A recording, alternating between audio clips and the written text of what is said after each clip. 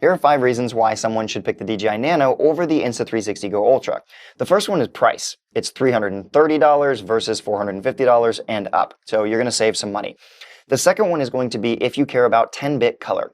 If you want to have the best range of color grading in post, then the Nano is 100% the way to go, 10-bit over 8-bit. If you are someone that wants their D-Log in profile, then that is definitely an important factor for the Nano. If you are someone that regularly uses other DJI products, like you like their Pocket 3, you have the Action 5, you've got their drones, and you want to color match in between everything, this is going to make it significantly easier for that workflow. All right. Another thing that is not like a huge deal for me, but I think it could be important for some people, is that you do not have to exchange this lens when you are filming underwater. All right. And that is for a specific portion of the population that is planning to film underwater and above water at the same time regularly.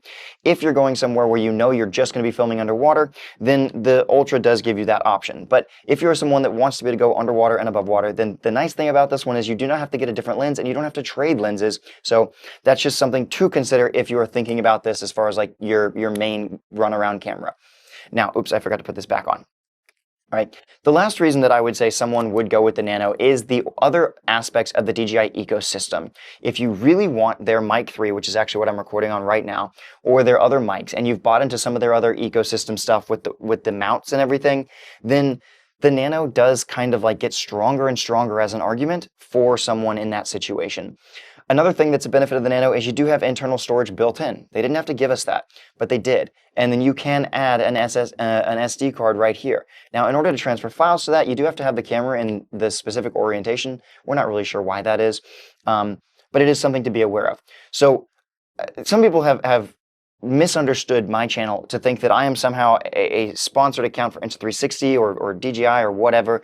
One thing that happened recently that I'm looking into is, or at least I'm trying to figure out, is that apparently one of my videos on the Pocket 3 is being promoted by DJI as an ad on other videos. And I didn't know this. And somebody commented on my video and said that this was served to them as an ad. And I was like, wait, what? Like that, did that actually happen? Like, or are you just saying that like you were scrolling and this thing showed up? I don't know yet. I got to figure these things out. But if it is the case that DJI is paying to put my videos in other videos as ads, I don't really know how that works. So if you are someone that is aware of that, this is kind of like a break off, if you will, but I am not being paid by DJI to make content or Insta360. And maybe there's some way that like DJI can pay YouTube to push out a creator's videos, and then the creator does get some sort of a benefit from that. If that's true, I've never heard of that and don't know about it. But I wanted to address it. I'm going to make a single video about it because like that brings into question like me as a creator. If I'm like being paid by a company to make those videos, which I'm not, that would change the entire dynamic. So just wanted to quickly bring that up just because I'm talking about DJI and Insta360. So that's what I would say about this camera. If you are someone that wants 10-bit color, D-Log is important, you really care about the matching with other cameras in their whole little ecosystem, you want the Mic 3 connection point, you want to be able to take it underwater, not have to think about it, then I do think that the DJI Nano is the right camera for you. And so that's what I would say. And that's been always the goal of my channel. So I hope that this helped you kind of think through that. I still prefer the Ultra for reasons that I've talked about in other videos.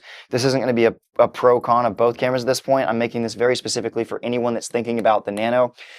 3 reasons that you should be careful about the Nano would be the overheating. All right, I don't love the fact that this thing does tend to overheat in different scenarios. It seems like they've gotten that a lot more under control, but people are still having issues with it, especially in the higher frame rates like 4K 60. It's going to overheat in like 15 to 20 minutes in a good case scenario. If you're out and about with wind flowing, you should be okay. If you're in some heat and you're not moving a lot, it's not going to be okay. Another thing is just like there's some finicky stuff about it. Like the camera has to be in a specific orientation to transfer files. You currently can't view files from the camera unless it's connected. If you have it connected to the mic, then you can't see yourself in the thing. Like there are definitely some negatives about the camera.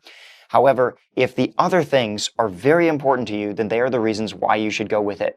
And I think that's something else to address as like reviewers in and of ourselves as we're trying to help people and share the information is like, there will be no one video that holistically covers everything that someone will watch all the way through. That's something else I've realized is like, I'd have to make like a 40-minute video in order to put all of it in one place And most people aren't going to watch that video where I'm like going back and forth and showing all this stuff. So I just wanted to quickly cover the 5 reasons that I think someone might want to go with the Nano over the Ultra if you're trying to figure it out. All right, and I hope this helped you. If you are going to go with the Nano, please, for your own sake, don't get the 64 gigabyte version. Don't try and save $30 to give up the 128 internal storage. You'll drive yourself crazy. Okay? All right, that's just my personal opinion, and I hope you agree with that. So remember, you're going to sink or swim. Let's rise with the tide, and I'll see you on the flip side.